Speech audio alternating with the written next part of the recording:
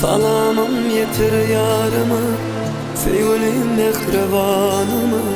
Ah menin hassa halımdan bir habara ayt karış yar aşığım. Can kuşum bil kuşum, geda boldu aşığım. Yok lezzeti budurmuşum, tez yetir salamımı. Divanımın yardımcı da divanemin. Munnun yeter dertlerimizin, aşağı düşer dervanımın.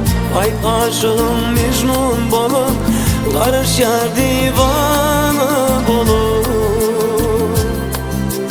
Leylime yeter bir haber, halımdan öde bir haber. Mecnun kimin telve bolup, gözüm yolunda intizar.